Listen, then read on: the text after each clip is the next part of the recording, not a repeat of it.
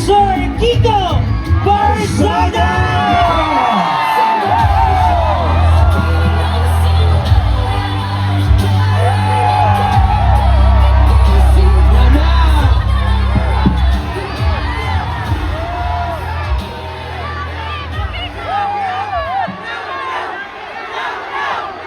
Meow! Good evening everyone! Wala tayo ngayon sa Crocodile Farm pero naalala pa rin natin sila tuwing nagbabayad tayo ng tax. Bagsak na ang ekonomiya ngayon, tataas na ulit ang gas next week at puro krimen na at nakatutok pa rin sila sa impeachment. Alam na alam natin na walang pag-asang bansa natin ngayon sa gantong klaseng pamumuno. Puro magnanakaw na sa Kongreso, sa Senado, at sa Malacanang. May mananalo pa ba sa 2028 sa mga buhaya ngayon? Happy-happy lang sila, nakaw lang sila. Pero sa 2028, babawian natin sila. For the bright future of our beloved nation, lalaban tayo. God bless everyone. Have a great night. Meow meow!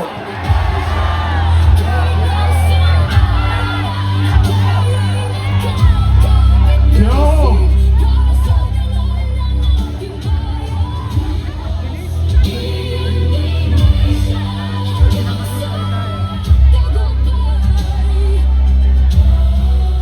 Oh! Ano?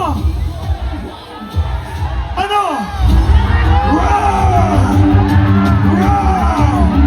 I saw the sign! Naku, parang humihina na. Parang low energy na kayo. Patasin natin ulit! I saw the sign! I saw the sign! I saw the sign! Yo! Gising na gising sila, oh! Gising na gising, alam mo, nakakit sila masasabi ko talaga. Gising na ang lahat! Parang mas gising ang grupo ko. Ano? Nagtataas ang mga kamay. Yung grupo mo parang antok na. Diba? Oh!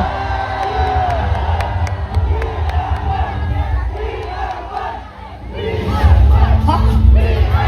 Ano? Ano? Ano? Ano? Ano? We are one! Wow! We are one! Ano? Ano? Ano? Ano? Oh, yan. Partner, may sasabihin ka, ha? At dahil we are one, lahat tayo, we saw the sign! Mas malakas, I saw the sign!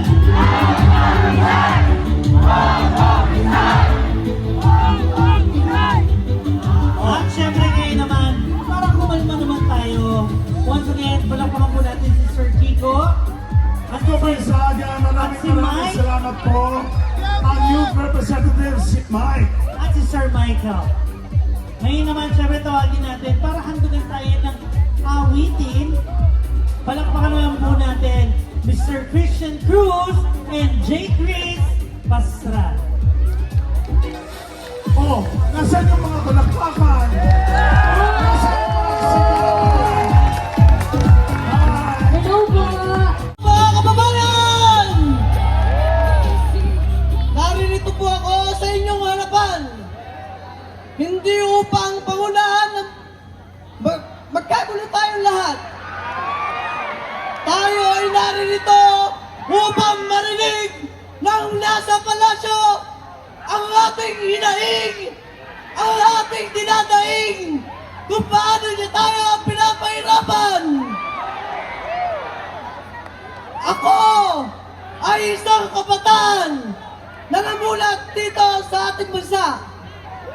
Ipinaglalaban ko ang karapatan nating mga kabataan na makamit ang ating karapatan upang mabot natin ang ating pangarap.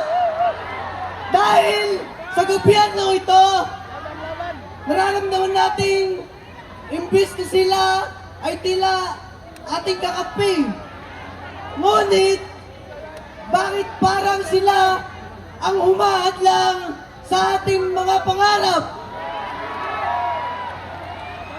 Papayag ba kayo na maghirap ang kapwa ninyo Pilipino? Papayag ba kayo na mamatay ang kapwa ninyo Pilipino sa gutom?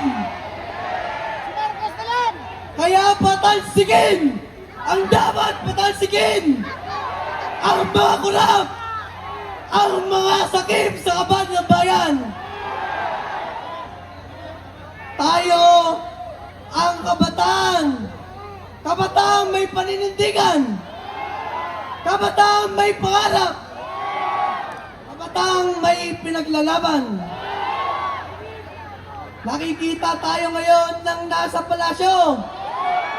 Kung buhay lamang si Kat Andres Bonifacio, pinagtataganan niya kayo!